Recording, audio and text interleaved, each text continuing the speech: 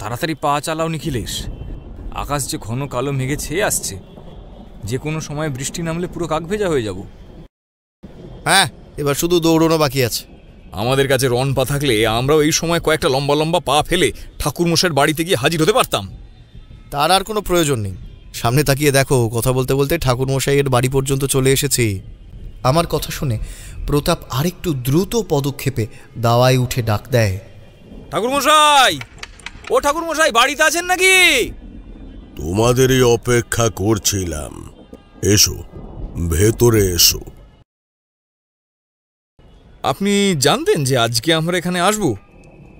কিন্তু আজকে তো রবিবার নয়। ঠাকুরমশাই এই প্রশ্নের কোনো উত্তর না দিয়ে একটু মুচকি হেসে বললেন, এই মহাবিশ্বের সবকিছু যে এত হিসেব করে চলে না।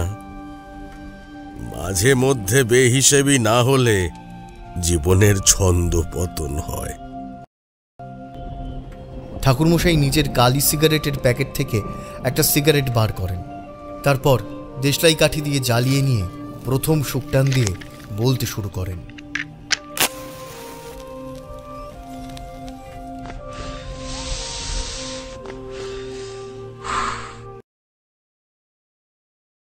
এই ঘটনা আমার জীবনের সাধন মার্গের মধ্যম পর্বের।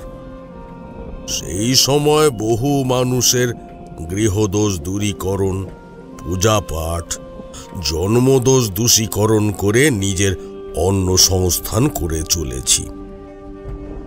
হঠাৎ করেই কি মনে হতেই বেরিয়ে পড়লাম পুরুলিয়ার উদ্দেশ্যে। তবে এর ফলে মোট 4 দিনের যাত্রাপথে বিভিন্ন আধিভৌতিক ঘটনার সম্মুখীন হতে হয়েছিল। তার মধ্যে থেকেই একটি আজ তোমাদের বর্ণনা করছি। জ্যৈষ্ঠের দুপুর, কাঠ ফাটা রৌদ্র তেজ পেরিয়ে আশুনিপুরে পা রাখতেই মনে হলো জায়গাটা ঠিক সুবিধার নয়। চারিদিকের বাতাসে কেমন যেন একটা মৃত্যুর গন্ধ বইছে। সেই সঙ্গে তেষ্টায় নিজের প্রাণ ওষ্ঠাগত হবার জোগাড়। এই ভেবে আর একটু এগোতেই চোখে পড়ল সামনেই সুশীতল জলরাশি।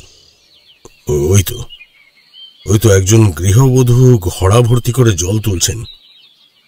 ওটা নিশ্চয়ই পানীয় জলের সংস্থান। যাই, ওখানে গিয়ে তেষ্টা নিবারণ করি।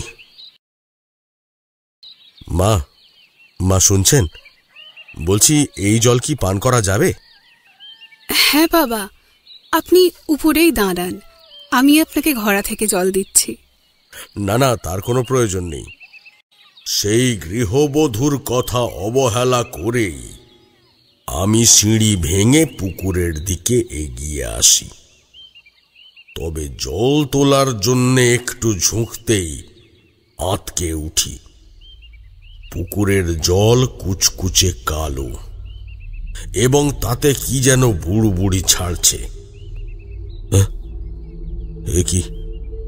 এ কি জলে আমার প্রতিচ্ছবি নেই কেন? এই পুকুর বছরে একটি করে মানুষ টানে, আর যাকে সঙ্গে দেবার সময় আসে কেবলমাত্র তারই ছবি ওই পুকুরের জলে ধরা দেয়। কিন্তু কেউ কেমন করে বুঝবে যে তার মৃত্যু আসন্ন? প্রতিদিন সকালে এই গ্রামের সকল বাসিন্দা এসে এই পুকুরের চারধারে গোল করে দাঁড়ায়। তারপর যার প্রতিচ্ছবি ওখানে ভেসে ওঠে তাকে ভর সন্ধ্যার সময় তেল সিঁদুর মাখিয়ে বটগাছের সাথে দড়ি দিয়ে বেঁধে রেখে আসে। এই কর্মকাণ্ড কত বছর ধরে সম্পন্ন হচ্ছে? তাও প্রায় 5 বছর হয়ে গেছে। তোমরা কখনো এর বিরোধিতা করনি? না, জল দেবীকে ভোগ না দিলে যে উনি এই গ্রাম উজাড় করে ফেলবেন। বেশ, আমিও একবার যাচাই করে দেখি উনি কতটা ক্ষমতাশালী। এই কথা বলে জল পান না করেই মেঠো পথে এসে দাঁড়াই। ঠাকুরমশাই, আপনি এখানে কার গৃহে অবস্থান করছেন? এখনো ঠিক হয়নি মা কালী যেখানে রাখবেন সেখানেই থাকবো। আরে থাক থাক থাক, ওঠো বাছা, ওঠো। ঠাকুরমশাই, আপনি দয়া করে আমার সাথে আসুন। গরিবের গৃহে দুটি ডাল ভাত গ্রহণ করবেন। আচ্ছা আচ্ছা, চলো। এরপর সেই গৃহবধূটিকে অনুসরণ করে তার বাড়িতে গিয়ে উঠতেই ওই বাড়ির পশ্চিম মুখের একটি খুঁটিতে একটা লাল কাপড় দেখতে পাই। ওটা কি জন্য বেঁধে রেখেছ? তা তো জানা নেই। বিয়ে হয়ে আসার পর থেকেই গুরুজনদের মুখে শুনেছি ওটা খুললে নাকি ভারী বিপদ হবে, তাই আর ওদিকে ছায়া মারাইনি। এই কথা বলে গৃহবধূটি ঘরের ভিতরে প্রবেশ করেন এবং আমি ওই খুঁটির দিকে এগিয়ে গিয়ে লাল কাপড়টা টেনে সরিয়ে তাতে কি আছে দেখার চেষ্টা করি। ওমা, এই মাদুলি আবার কিসের প্রতীক? কে ওখানে? কাকে খুঁজছেন? আমি ব্রহ্মকাল তান্ত্রিক। তোমার পরিচয় কি? তান্ত্রিক? তার মানে এই রক্ত পান করতে পারলেই আমি নীরব জীবন লাভ করতে পারবো।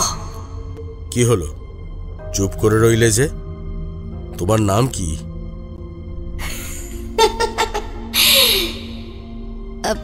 আমি এই গৃহের বড় বউ।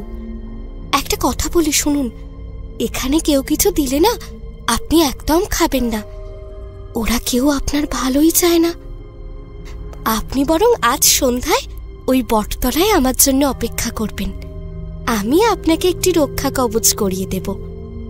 এবার তবে আমি আসি। আমার কথা শেষ হয়নি, শুনে যাও। দাঁড়াও। কি হয়েছে ঠাকুরমশাই? আপনি অমন করে কাকে ডাকছেন? এই বাড়ির বড় বউ বলে পরিচয় দিয়ে একজন ভদ্রমহিলা ওই জঙ্গলের দিকে মিলিয়ে গেলেন। সব আপনি কি বলছেন? তার মানে ও আমার স্বামীকে টেনে নিয়ে যেতে এসেছিল? আমাকে ব্যাপারটা একটু খুলে বলো। আজ সকালে ওই পুকুরের জলে আমার স্বামীর প্রতিচ্ছবি ফুটে ওঠে, তাই ভয়েতে উনি এই গাঁ ছেড়ে আমার পিসি শাশুড়ির বাড়িতে পলায়ন করেন। কিন্তু জলদেবী নিজের ভোগ গ্রহণ করার জন্য ওনাকে খুঁজে চলেছেন। উনি সব টের পান। তুমি ভয় পেও না মা, আমি থাকতে তোমার স্বামীর কোনো ক্ষতি হতে দেব না। শোনো মা, আমাকে আজ দুপুরের মধ্যেই দুধ, ধুনো, সর্ষের তেল, সুপারি, গামছা আর 1 ঘটি ওই পুকুরের জল, জবা ফুল আর একটু ছাই জোগাড় করে এনে দিতে পারবে? হ্যাঁ বাবা, কেন পারবো না। আপনি একটু অপেক্ষা করুন, আমি কিছুক্ষণের মধ্যেই সবকিছু দিয়ে দিচ্ছি। না, এখানে অপেক্ষা করলে হবে না। আমাকে ওই বটতলায় যেতে হবে। রাস্তাটা কোন দিকে? এই পথ ধরে সোজা যাবার পর একটা ছোট্ট জঙ্গল পড়বে। সেটা পার করলেই একটি মাঠের মাঝখানে ওই শান বাঁধানো বটগাছ পাবেন। বেশ, আমি আসছি। নিজের পোটলা নিয়ে ওই পথেই হাঁটা দিলাম। তবে হঠাৎ করেই দিনের বেলা নিকষ কালো মেঘে ঢেকে গেল। এভাবে কিছুটা দূর যেতেই পিছন থেকে কেউ যেন বিকট কণ্ঠে ডাক দিল, দাঁড়ান সাধু বাবা, আমাদের শিকারের পথে বাধা হতে আসবেন না। কে তুই? আমাকে থামতে বলিস কোন সাহসে? আমি হলাম ডাইনি মায়ের বিশ্বস্ত অনুচর। ওনাকে রাগিয়ে দিলে উনি আপনার রক্ত পান না করে শান্ত হবেন না। এভাবে নির্বিচারে কেন নরহত্যা করছিস তোরা? রক্ত চাই রক্ত। আপনাদের মতন ক্ষমতাবান হতে চাইলে আরো রক্ত স্নান করতে হবে। এই কথা বলে ওই প্রেত নিজের মুন্ডুটা খুলে নিজের হাতে ধারণ করে। তারপর নিজের ধড়ের কাছে মুখটা ধরতেই জিহবা বাড়িয়ে নিজের রক্ত আস্বাদন করতে শুরু করে। ও মা গো, বাঁচান ঠাকুর মশাই। আজ জোড়া শিকার করবো, এদিকে আয়। ওই প্রেত হাওয়ায় ভেসে সেই গৃহবধূটির দিকে এগিয়ে যেতেই আমি নিজের পোঁটলা থেকে কর্পূর বার করে মন্ত্র পড়তে শুরু করি। ওম ক্রিয়ামম ওম ভবানম তং স্বাভিমে ওম বিনাশায় প্রেতকম বক্ষাবো দয়াদাত্রী ওম স্বাহা। যা, ওকে একবারে পুড়িয়ে ছাই করে ফেল। শরীর চলে যাচ্ছে, চলে যাচ্ছে, ছাড় আমাকে, ছাড় আমাকে। শরীরটা ছাদ হোক, তুই মরবি, মরবি, আজই হবে তোর শেষ দিন। যা, শেষবারের মতন নিজের দেবীকে সাবধান করে আয়। দেখতে দেখতে সেই প্রেত হাওয়ায় মিলিয়ে যায়। ঠাকুরমশাই, এই নিন, আমি এখানে সবকিছু গুছিয়ে এনেছি। বেশ, এবার তুমি নিজের গৃহে ফিরে যাও, আর ঈশ্বরের সামনে নিজের স্বামীর নামে একটি ঘৃত প্রদীপ প্রজ্বলন করে রাখো। বধূটি প্রস্থান করতেই আমিও আবার হাঁটতে শুরু করি। তারপর সেই বটতলায় পৌঁছে দীর্ঘ সময় ধ্যানের দ্বারা যাপন করে সামনের একটি গর্তে কয়েকটি কাঠ গুঁজে যজ্ঞবেদী গড়ে নি। ওম ক্রিং ভূমধ্যম ওম স্বাহা। দেখতে দেখতে চোখের পলকে সেখানে আগুন জ্বলে ওঠে। হে মা, হে মা কালী, এই অগ্নিতে সমস্ত অশুভ শক্তি বিনাশ কর মা, বিনাশ কর। আপনি এসেছেন? আমার দিকে চেয়ে দেখুন, উঠে আসুন ওই যজ্ঞ থেকে, উঠে আসুন। এই বৈরাগ্যের জীবনে কিছুই নেই। আমি আপনাকে সুখী করার বাসনা পোষণ করেছি, উঠে আসুন। তবে রে পাষণ্ড, ওং তট ধীমৎ ওম স্বাহা। হাতের মুঠোয় ধুনোর গুঁড়ো নিয়ে তা পবিত্র অগ্নির দিকে ছুঁড়ে মারতেই সেই যুবতীর আসল রূপ বেরিয়ে আসে।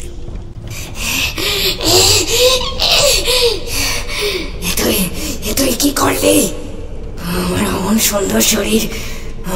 সুন্দর শরীর কোথায় গেল? কোথায় গেল? তুই আর কখনো কোনো রূপ ধারণ করতে পারবি না। না না না না না, এ হতে পারে না। সেই ডাইনি আমাকে অবিশ্বাস করে নিজের দুই হাত উপরে তুলে বলতে শুরু করে,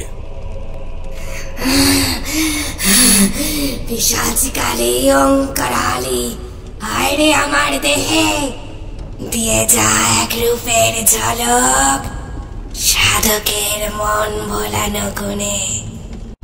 একে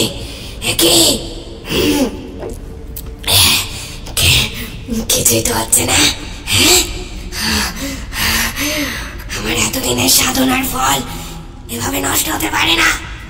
তার মানে এতদিন ধরে আত্মপরিচয় গোপন করে তুই ওই পুকুরে বাস করতিস, তাই তো?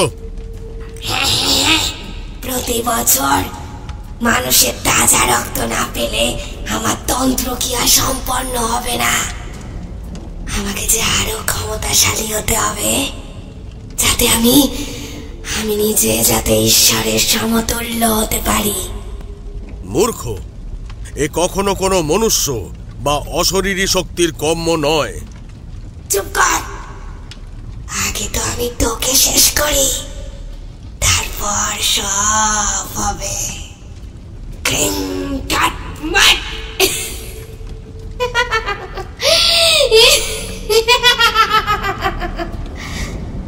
হিং তট বিনাশায় জট।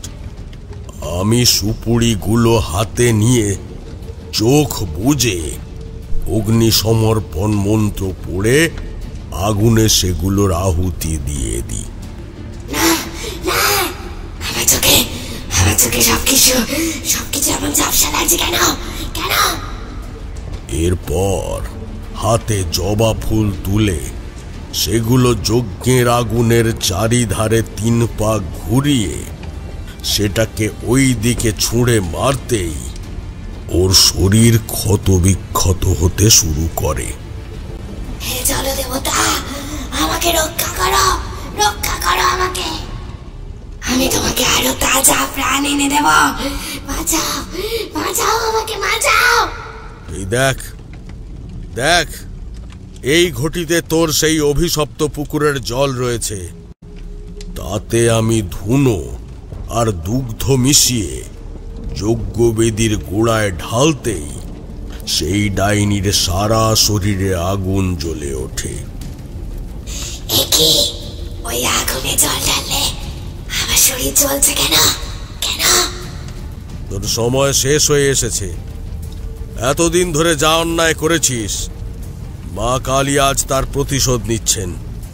কালী কালী ওম করানাম ওম তট স্বাহা।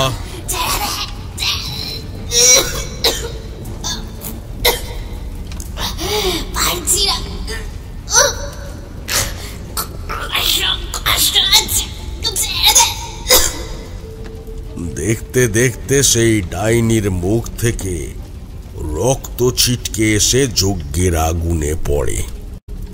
মা, মা এবার ওকে মুক্তি দে, মা ওকে মুক্তি দে। কালী নামান্ত ওং স্বাভিমাং। চলে যাবা, অনেক দূরে কোথাও চলে যাবা, আমাকে মারিস না, মারিস না। তারপর একটা দমকা হাওয়া দিতেই আশেপাশের ভারী ভাবটা কিছুটা লাঘব হয়। আমিও বুঝতে পারি ওই পুকুরে রাস্তা না ছেড়ে ও অন্য কোথাও যাত্রা করেছে, কারণ সেই সময় অগ্নিতে ওর অবয়ব প্রস্ফুটিত হচ্ছিল। তারপর সেখানের সকল কার্য সমাধা করে আমি পুনরায় সেই গৃহবধূটির গৃহে পদার্পণ করি। মা, মা দরজা খোলো। একবার দেখা করেই আমাকে নিজের যাত্রাপথের দিকে এগিয়ে যেতে হবে। তবে তোমার এবং এই গায়ের সকলের বিপদ কেটে গেছে। সত্যি বলছি বাবা, আপনার অশেষ কৃপা। আপনার জন্য কিছু ফলের ব্যবস্থা করেছি, এটুকু সঙ্গে নিন। এভাবেই সেই প্রথম বাধাটা অতিক্রম করে পথ চলা শুরু করেছিলাম। পরের আধি ভৌতিক ঘটনাগুলো না হয় অন্য কোনো দিন বলবো। বেশ, এবার তাহলে আমরা উঠি ঠাকুরমশাই, রাত হয়ে আসছে। হ্যাঁ হ্যাঁ, ঠিক আছে ঠিক আছে, সাবধানে যেও। হ্যাঁ, দুর্গা দুর্গা।